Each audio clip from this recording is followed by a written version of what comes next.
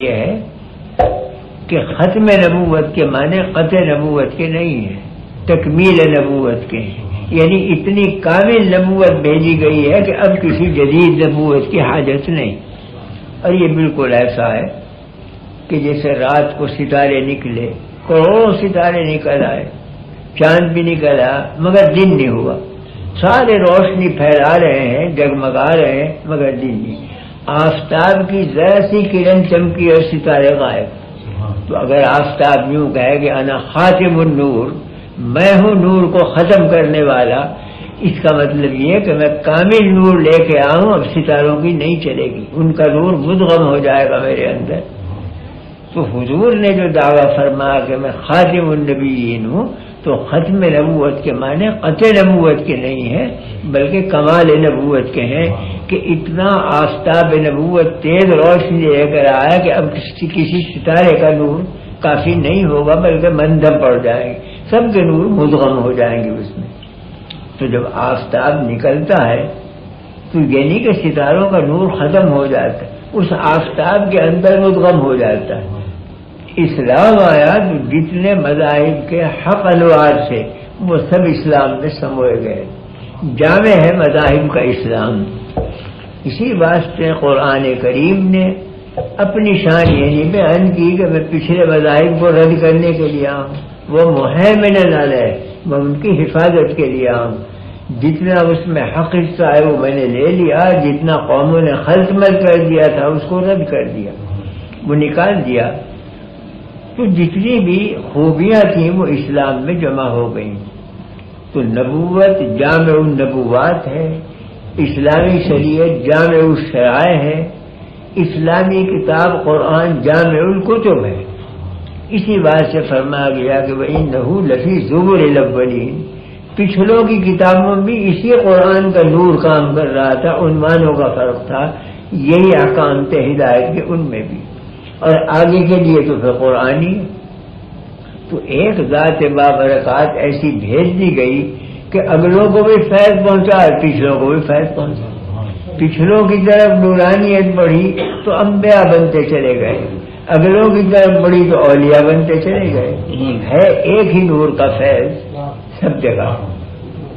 اس پہ مجھے ایک حکایت یاد آ گئی کہ بعض اہل اللہ نے کچھ خواب یا نیم کشف، اس میں دیکھا کہ دربار ہے نبی کریم صلی اللہ علیہ وسلم کا، آپ کے دائیں بازو پر تمام انبیاء جمع ہیں اور بائیں بازو پر اس امت کے سارے علماء جمع ہیں، اور دربار مکمل ہے بالکل، اور سب مراقب اور گردن جھکائے ہوئے بیٹھے ہیں۔ تو موسیٰ علیہ السلام کھڑے ہوئے انبیاء کی جماعت سے اور کیا کہ یا رسول اللہ یہ حدیث آپ ہی کی ہے کہ علماء امتی کا انبیاء بنی اسرائیل، میری امت کے علماء ایسے ہوں گے جیسے بنی اسرائیل کے پیغمبر ہوتے ہیں۔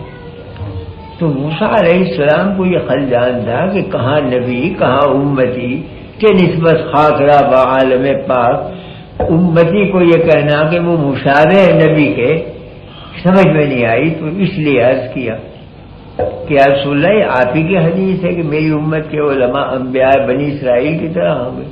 فرمایا میری حدیث، حالانکہ روایتاً اس میں کلام کیا گیا ہے، سند اس کی ضعیف ہے، لیکن باوجود ضعیف ہونے کے علماء اس سے استدلال کرتے رہے، اس لیے کہ اس مضمون کی دوسری روایتیں عنوان بدلا ہوا ہے، تو ایک مضمون کی روایت مختلف عنوانوں سے اگر کئی سندوں سے آئے وہ حکم میں حسن کے بن جاتی ہے، قوت پکڑ لیتی ہے۔ تو یہ مضمون چونکہ اور روایتوں میں بھی ہے، اس واسطے اس کی سند کا ذوف منجبر ہو جاتا ہے دوسری سندوں سے۔ تو آپ نے فرمایا کہ ہاں میری حدیث۔ موسیٰ علیہ السلام نے عرض کیا کہ حضرت اگر اجازت ہو کسی عالم کا امتحان لوں، ہمارا جس کا جی کا ہے۔ تو ان کی نگاہ پڑی امام غزالی کے اوپر، علماء کی جماعت میں بڑے امام ہیں، بہت بڑے عالم، اشارہ کیا۔ امام غزالی فوراً ادب کے ساتھ حاضر ہوئے اور ہاتھ باندھ کے کھڑے ہو گئے۔ موسیٰ علیہ السلام فرمایا مسمک، کیا نام ہے تمہارا؟ انہوں نے کہا محمود ابن فلاں ابن فلاں ابن فلاں آدم علیہ السلام تک سارا نسب نامہ پڑھ دیا۔ موسیٰ علیہ السلام نے فرمایا کہ جواب ہونا چاہیے سوال کے مطابق۔ میں نے پوچھا تھا تمہارا نام کیا، تمہارا شہر نسب کو پوچھا تھا۔ جو عالم اتنا بھی نہ سمجھے کہ سوال کس چیز کا کیا جا رہا ہے اسے فہیم کہیں گے، یہ کیا الٹے فہم کی بات کی۔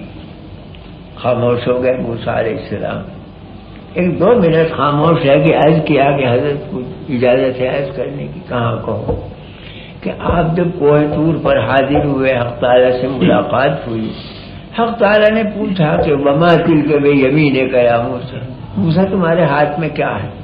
آپ نے جواب دیا ہے عصای اتوکل علیہا واہش بہا علی غنمی ولی فیہا مآرب اخری، یہ میری لاٹھی ہے، کبھی بکریاں چراتا ہوں، کبھی ٹیک لگاتا ہوں، اس میں اور بھی منافع ہیں۔ تو وہ تو لاٹھی کو پوچھا گیا تھا، لاٹھی کا نسب نامہ تو نہیں پوچھا گیا تھا کہ اس میں کیا فوائد ہیں اور کیا کام ہوتے ہیں۔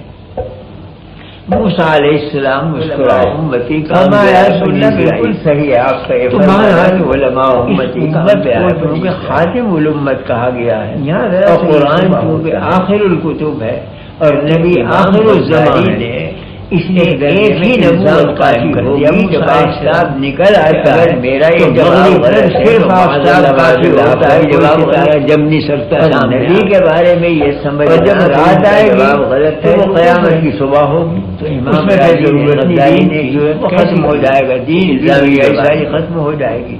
لیکن وہ چلنے والی نظام نہیں بلکہ اتباع، اس لیے جو کام انبیاء کرتے تھے وہ علماء جب آپ طور پر گئے، اس سے کوئی امت کی فضیلت معلوم ہوئی تو علماء عاشق حقیقی سامنے۔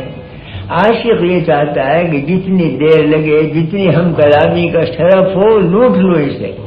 میری کہاں ایسی قسمت کہ اللہ میرے سامنے ہو، بندہ حاضر ہو، کلام ہو رہا ہو، جتنا طول دو کلام کو تو میرے لیے سعادت ہی سعادت ہے۔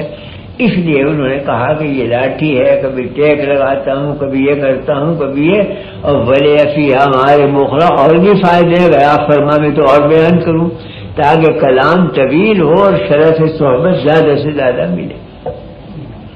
تو امام غزالی نے بھی یہی وسیلہ اختیار کیا کہ اولو العزم پیغمبر سامنے ہے، میں خادم اور امتی، کہاں میں اور کہاں پیغمبر، مجھ سے کلام کرے موسیٰ علیہ السلام، جتنا طول دے سکوں کلام کو اور شرف صحبت مل سکے اتنا ہی میرے لیے سعادت ہے۔